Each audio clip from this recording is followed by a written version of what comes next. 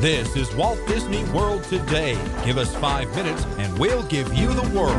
It's Monday, 5 October 2009, and this is episode 626, the Stitch episode of Walt Disney World Today. I am your guest host, Len Testa of TouringPlans.com and the unofficial guide to Walt Disney World, and with me, as always, is Mike Newell of MouseWorldRadio.com. Mike, I have a question for you. Go ahead, It's about social injustice. Uh-oh. Why is it that David Lee Roth is considered a Hair Nation band on Sirius and XM, yet Van Halen is considered a Boneyard artist on XM and Sirius? Why, Mike? Why? Well, I think previous Van Halen, when he actually had hair, and now not so much. And Mike, I'm going to miss you when you're no longer on the show. So going, my palms are sweaty that you even said that. Also with me, as always, just back from the Food and Wine Festival, is Matt Hochberg of StudioCentral.com. How's it going, Matt? Good, Len. You know, you should, just for future reference, Mike doesn't like to be called on first. It makes him nervous. It does. Does it really? It does. It does. He doesn't like being called on when I guest host episode 1252. Yeah, keep it in mind. I'll remember that. Jot it down. Also on the show is Annette Owens, Manager of Customer Relations and Group Services for MEI Mouse Fan Travel. How's it going, Annette? Hey, great. And I have to say, perfect Stitch episode for you to host. Perfect. I know. Isn't it completely wrong? Small children Definitely. should be screaming everywhere listening to the podcast. Oh, they All are. right, now we're on to our guest stars. Our first guest star is Deb Coma, Senior Editor of All Ears Net. How's it going, Hello. Deb? It's going very well. Thank you so much. Happy to be here. Yay. When was the last time you were on? It's been a while. It has been. It's been a couple months at least. Too long. Oh, thank We'll you. have a net it show has you're been on. too long. We'll have a net show you're on the studio while you're waiting. Okay. And our special guest star tonight is Becky Menken, owner and proprietor of MEI Mouse Fan Travel. How's it going, Becky? Really good. It's great to be here, Len. Awesome. I'm exhausted just from doing the introduction. I can Okay, tell. that's I it can for us So now today. the show's over. I know, Goodbye. I'm sweating. I can't believe that, Matt. How you do this? It's like guest hosting for Johnny Carson. You got to do calisthenics before the episode. Calisthenics. Calisthenics. Calisthenics? What is that? calisthenics? Is this a Japanese exercise? What's it? Combination of calisthenic and aesthetic. It's a good-looking calisthenic. It's a calisthenic. So it must be. Anyway, on tonight's show, we're talking about the Food and Wine Festival, which happens this year in Epcot, and I believe it just kicked off September last 25th. weekend? Yeah, last weekend. Excellent. And Deb and Becky, you've gone to it, right? Absolutely. Yes, Was there it was- for opening day. Yay! So how was it? Becky? Well, for me, it was my very first time at Food and Wine Festival, so it was fantastic. You've never been to Food and Wine? I had never been to Food and Wine. I'd been there during the times, but didn't go to Epcot and take the time to go to the kiosks, and of course, did the party for the first time. And so, it was really exciting and had a great time. And I need to go back. So what'd you think of all of the booths and the variety of the food? I loved it. I absolutely loved it. Found some favorites. If I could just go to Ireland, the Cork Ireland kiosk, and sit there and have breakfast, lunch, and dinner, I think I would be very happy. I loved that one. What's at the Ireland kiosk? Ireland had a fantastic lobster scallop fisherman's pie. That at first I was thinking, these tastes aren't really going to go together very well, but it was fantastic. And it had Lobster, scallops, and pie. Fisherman's pie. So the mashed potatoes and the sauce and lobster and scallops was wonderful. Sounds like something that Fred Hazelton would love, Len. Because he likes seafood. Because he's Canadian, I was going to go with That too. but your reason probably works too. But I think the thing that kept me there was the lava cake. I had a chocolate lava cake that was awesome. Is lava cake Irish? I didn't know that. Although there was, It is now. There was one at Raglan Road. I was going to say Nine Fighting Irishmen, but that's in Las Vegas. Hey, Becky, you've obviously been to Walt Disney World many, many times. How come this is only your first? How come you never were able to make it out to Food and Wine before? The funny part is I was kind of looking back on my calendar, and I've been down there during events. So either we're working events or have been in other parks. I never had the opportunity to really concentrate or spend the time to go to each of the kiosks, because to really do the Food and Wine Festival, you need to spend the time and really concentrate and go visit each one and decide on what's sweet and what's savory you're going to take in for the day. So I just hadn't had the time, and I'm really glad I did this time. And Deb Coma, you've been there before, right? Yes, I think this was maybe my 8th or 9th year. Wow. Of So going. veteran. Yeah, yes. As my expanding waistline proves, it's definitely been going to too many food and wine festivals, but it What was was the, really very good. What was the first thing that you did when you got there? The first thing I did was walk around the food booths. Actually, no, I take that back. The first thing I did was a little wine seminar that they had featuring Gary Vaynerchuk, who has a video blog called Wine Library TV. And it was sort of an impromptu kind of thing that had been announced via Twitter that I found about. It was a free little wine seminar they had in the Odyssey. So I did that, and that was very good. Then I went and hit the food booths around World Showcase. What was the first food booth that you hit? Believe it or not, Cork, Ireland, the Fisherman's Pie. Great Really? minds, great minds.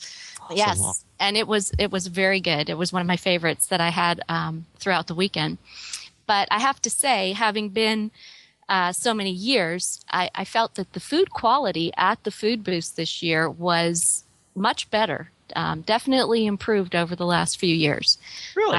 Yes, I thought everything I had, and I tasted it all different times of day over the course of several days, and things were consistently prepared well.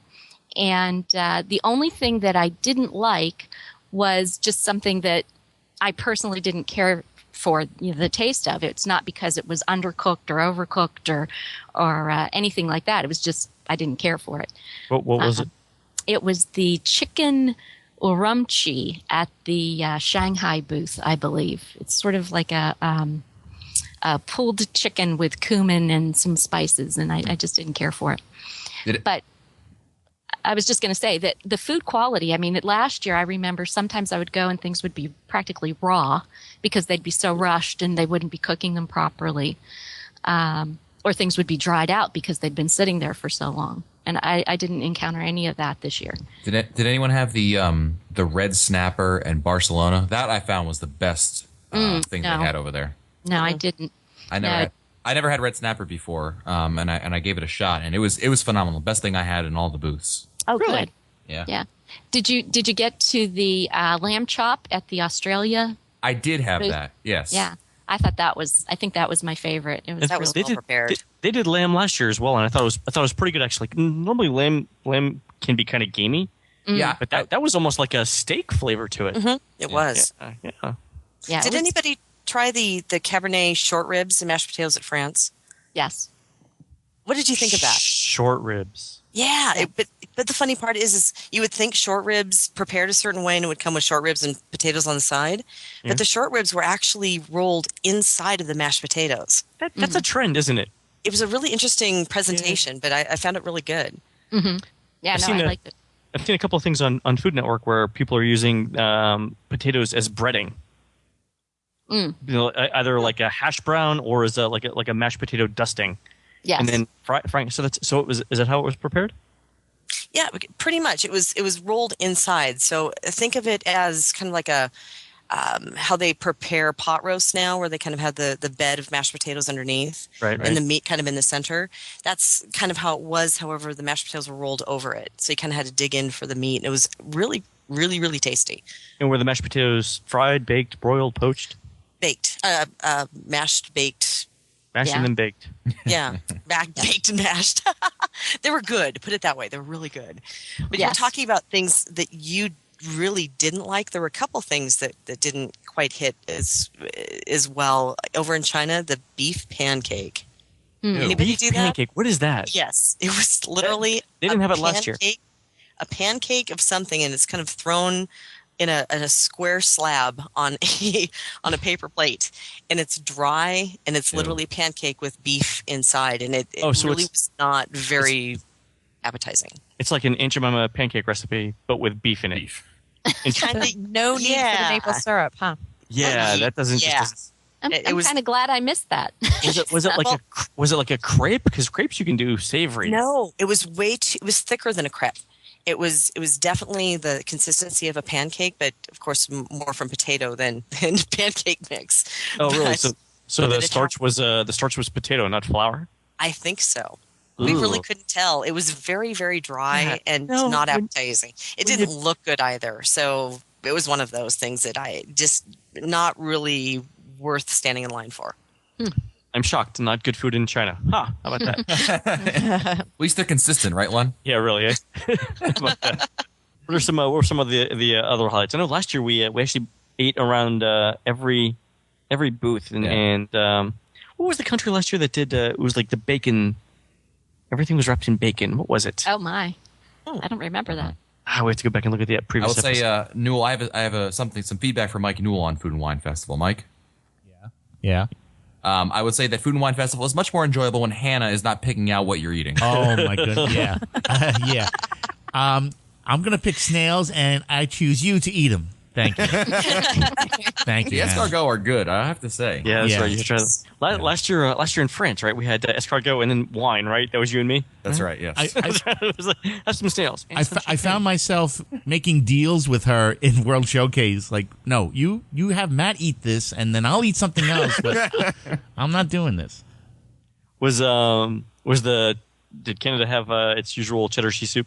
Yes. Yes, it had its usual Salmon. cheddar cheese soup, the salmon, yes, and maple candy. The 3 little maple candies for $3 or whatever it was sitting on the plate, which were good. But personally, I would much prefer to walk in and get the little thing of maple syrup and down it because it was the exact same taste. But the cheddar cheese soup, however, it was like 97 degrees outside and 200% humidity. Yeah. Yes. I think It was. In fact, there were a couple booths that had soup, and I thought, this is just not soup weather. I'm sorry. It's October, but if you look at the weather this week, it's supposed to be 94 in Orlando today. It was it's way been too very hot. warm. It's probably too much for soup. I mean, we figure October the weather would break and everything, but that's interesting. What about the wines? Did you guys have any really good wines while you're out there? My dad, I went there with my parents, and my dad had a wine in Rio de Janeiro, a Pinot Noir, which he went and actually bought 2 bottles of. That's how good it was. Wow. Wow. Yeah. Wow. There's a reason to go to the Olympics. Yeah. Actually, it wasn't even that expensive. It was like a $15 bottle of wine. I'm like, good job finding the cheapest bottle of wine that they sell at Disney World. $15? Yeah. Wow. I mean, it was a Pinot Noir, Miolo, M-I-O-L-O. Miolo. And it was he really liked it. It was fruity yet light, and he liked it quite a bit.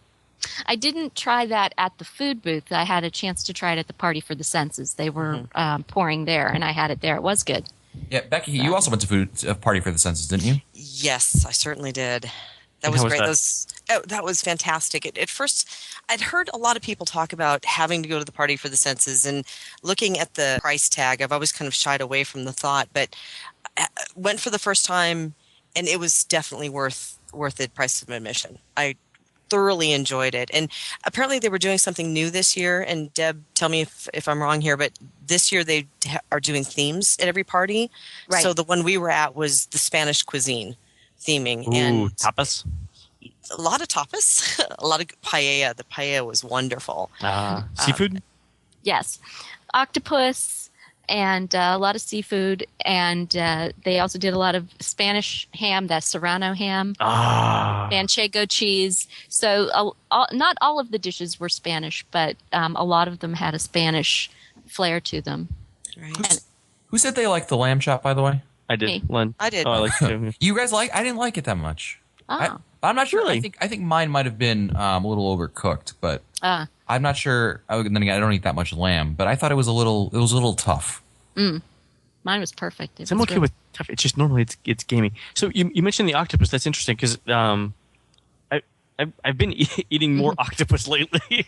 Oh, really? Have you? Like, you just, I've even like swimming with sperm whales or something. yeah, that's what it is. You know, Len, if I have octopus once a day or once a year, that's more than I would normally have. So Yeah, I don't know. I got on an octopus sushi kick a couple weeks ago, and I've had it 3 or 4 times.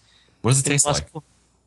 It's a little bit gummy. I mean, it tastes like clam actually. If you think about it, it's got sort of the firmer consistency than fish, and it's but it's not rubbery like you would think it would be. It's got roughly the consistency of a giant clam or a conch, and but really non-fishy sort of, but yet you definitely know seafood, but it doesn't taste like fish. It's got a really nice consistency to it. It's very good. Interesting. Yes. You know, one thing that I would really suggest to do for first timers like me who are trying to juggle things like your credit card and your money and whatever you're holding in your hands, they were selling those wristband gift cards that I'm not sure if they have done those in years prior, but you put the gift card around your wrist and then it's so easy to just go up to the kiosk and swipe it. It's a good thing because you're not juggling, a bad thing because you're spending money faster than you're keeping track of. But it was a great little accessory. So anybody who's going, I highly recommend those. I saw those at the Festival Center at the Wonders of Light Pavilion. So you definitely pick one up over there on your way in. Yeah. Speaking of cost, is the dining plan accepted for anything in Food and Wine? Yeah, for most of the samples around the World Showcase at Count the food as booths. snacks? Count as a snack, yeah. Excellent. Can you combine them to get a counter service meal? You know, I don't know. They didn't say anything about that, but they do have the little symbol next to all of the Excellent. items that are obviously not the wine, but all of the food items. Did either of I you think I'll sell them. Did either of you see any of the musical acts that were there for the Eat to the Beat concert series? I did. I got to see the Big Bad Voodoo Daddy. I heard they were very good. They were amazing. They really were, you know, with their zoot suits and their kind of big band sound and very energetic and, just really a good vibe. I really enjoyed them. They were good. I thought they actually had some better acts this year. Becky, were you able to see one? I didn't get to see them, but I did take a look at the acts that are coming up, which there's a lot of really, really good names coming up. Yes. Like who? Well, okay, this is going to totally and completely date me here, but I like him anyway. Richard Marx, Starship. I know, I can't help it. John Waite. John Waite's going to be there when I'm back again. I come back that weekend, so I'm going to. I'm down there that weekend also, and I'm excited to see John Waite also. You and I need to go to see John Waite. I would love to. I'm scared by all of this conversation. Yeah, I'm gonna go. Billy Ocean, John Cicada, I think, was on it too. Cool in the Gang. There we go. Oh, cool. There's a whole bunch of people listening right now going, who in the heck are these people? I'm surprised that Taylor Hicks is going to be there this year. Oh, right. Yes. Why? I guess I thought he was on tour with Grease. Yeah, It is the work, you know. It's a weekend off. I mean, gee. Yeah, I'm surprised. And finally, Deb, you mentioned something about tequila tasting. Yes, I did. This is something new they're doing this year. They've opened up a tequila bar in the Mexico Pavilion. God bless It's them. In Mexico. have you seen it? It's really very well done. Yeah, it's cool. It's when you go down the ramp into the Mexico Pavilion, it's on your right. I think it used to be a jewelry store. And the decor is just lovely, and it just really has that. I mean, La Cava is obviously the cave, and it has sort of that cave type of feeling. It's dark and dimly lit, and just beautiful decor. And the bar is on your left, and then there's seats off to your right, where normally they would be doing tapas, but that's where they're having the tasting for the tequila. They do it, I guess, 3:00 every Friday, Saturday, and Sunday during the festival. Was it worth it? Yes, I really thought it was. It was $35, and you get 3 very, very small tastes of tequila, but that's plenty because it's like fire water. It's plenty, you say. Yes. Breakfast for you, Len. Yeah, it really is. Well, That's what we call it. Pick me up. It's my. I admit to not being a tequila expert. And that's partially why I wanted to try, to see. But they go through the whole thing with, swirling it in the glass and getting the aroma and smelling it with cinnamon and smelling it with coffee beans. And then you do a little taste by each one by itself. And then they bring you some food. They bring you some ceviche and some tostadas.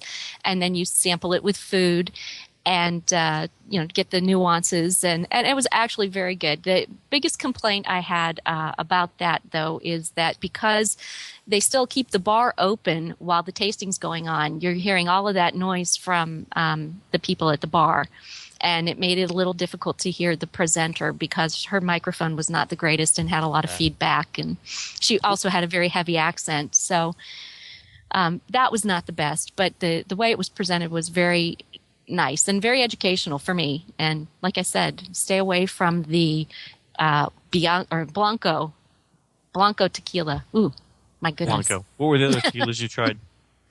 They talked about the 3 different types and it's the how long they're aged actually. The most aged one we had was a brand called Don Julio, and that was very smooth and almost golden in color. That would be the one I would say if you're going to drink tequila straight. Why I don't know you would do that, but it was good. It was really good. I thought it was a good new experience. I'm excited. May have to come down for a weekend for that then, and have an extra liver actually on ice. I travel with for that, so that's excellent. I would suggest you bring that then. Excellent. It's carry on now, so I just put it in the satchel when we go. I did want to add something when we were talking about the Party for the Senses. They're doing something new this year called the Wine View Lounge, and if you have been going to the Party for the Senses or the Food and Wine Festival over the years, you know that one of the biggest issues with the party is that there's limited seating. And so there's always a big crush of people when the thing first opens. Everybody's scurrying around trying to get a seat because they have a few big tables, regular tables, and then they have a lot of cocktail tables, but still it's not enough for everybody to have their own space. So this year they've introduced the Wine View Lounge for an additional $75. You are guaranteed a seat in a little... What? $75? Yes, it is. It's a little pricey. Yeah. And you're in a little fenced-off area, and you have your own guaranteed table. You have access to, yes, a premium bar. It's fenced off so people know where to point and laugh. Go ahead. Becky will be able to tell you about that. But yes, you have access to a premium bar, which means, if you wanted mixed drinks or liqueurs for your coffee or something like that. And they have their own separate cheese table in there, but you still get to go out and go to the various stations and get your wine and get your samples. But they have guards posted at the entrance so that, they make sure only the people who belong in the Wine View Lounge get in. So, with the special little gold wristband, wasn't it? It was like a gold or... You get a special wristband and you also had a special button. Right. And I actually sat in there this year, and I'm still trying to decide. I think if you really, really want a table, you don't like the idea of having to sort of float, and look for a corner of a table to rest on, it's probably worth it. Well, see, I would agree with that, Deb, because obviously when I walked up and I saw you in there, I was on the outside of the bars looking in. Yes. Yeah, it was a little comical. And the folks that I was there with, all of us were walking from station to station. And each time you get handfuls of food, you're trying to find a place to set it down. And it was difficult trying to find a table or a corner of a table or a corner that you could set things down on. So just to have that reserved spot that you didn't have to worry about and waste the time trying to search for a table, I think that might be worth it. Mm-hmm. Or TV trays. You could bring a TV tray along. That's very true. And sit it down. That's an idea. Well, that about does it for us on this episode. I'd like to thank our guests, Becky Menken and Deb Coma of Allers Net, as well as Mike Newell, Annette Owens, and Matt Hochberg. Scope is off doing something stupid. I don't know what he's doing. I'm Len Testa. We'll see you on the next show. Stupid Judy, stupid energy. This has been a production of Mouse World Radio.